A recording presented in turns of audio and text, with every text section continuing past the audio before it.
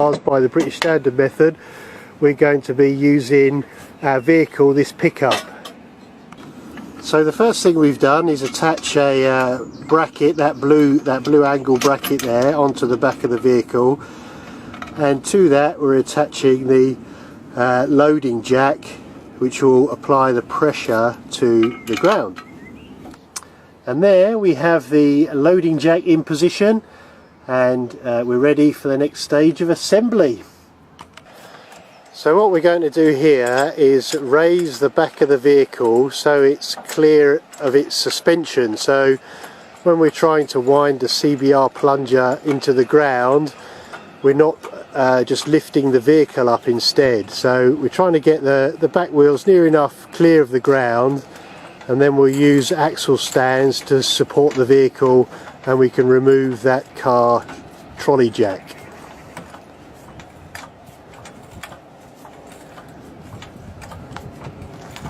And we're just about there, it looks.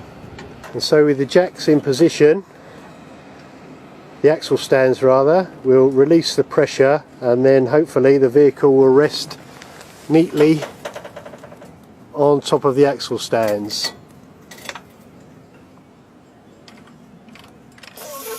With the jack down, we can then move that out of the way and continue with the assembly. And as you can see, the rear of the vehicle has been jacked off, so the rear wheels are just about clear of the ground. Okay, so now we have assembled the load ring, which will measure the load that we'll be applying, and there, that larger gauge is a penetration gauge, which will measure how far the plunger is penetrating into the ground as we wind that handle there.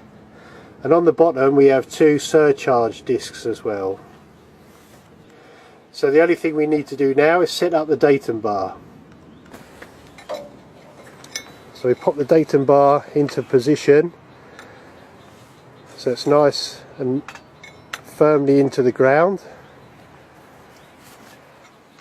and the plunger on the gauge is just resting on the datum bar. And we keep the legs of the datum bar away from the penetration area so it's not influenced by the settlement of the plunger into the ground. It's completely independent, hence it's called datum. So as you can see, we've applied a preload of around 40 newtons, which for our proving ring works out a load of about 250 newtons, which is the appropriate preload for a CBR of over 30, which is what we're expecting. So now we are fully assembled. The intent of the test then is to wind that plunger into the ground so it penetrates at a rate of approximately 1 millimeter per minute. So this is the actual plunger. As you can see, it's a hardened steel and 50 mil diameter.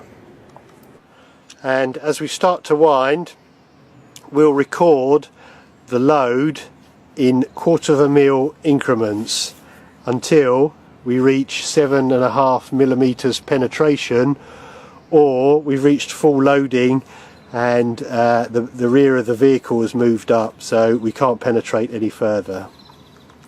So as you can see, as we're winding the handle, the penetration gauge is moving clockwise, indicating there's some penetration, and the top gauge is showing increasing load.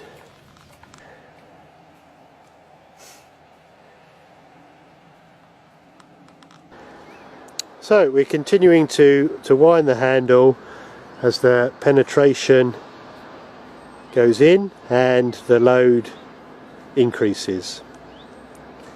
And there we have the penetration gauge. You can see the needle moving towards 50 divisions, and that's the penetration in 1/100ths of a millimeter. And this is the CBR test in action.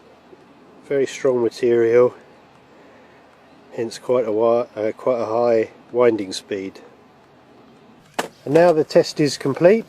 We've reached the required penetration So we begin disassembly of the apparatus. And first there you saw the datum bar being removed and the surcharge discs, and now we have to remove the load from the load ring, which will use the car trolley jack again, and we'll use that to jack the vehicle up slightly just to release the pressure on the load ring so we can then remove it. So now the trolley jack's made contact, and we jack it up and we can tell on the load ring that we've reached 0 division, so the load is now off, and then we can remove that assembly. So the load assembly is removed. We just remove the axle stands, and then we can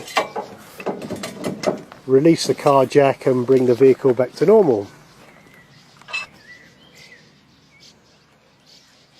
Easy does it.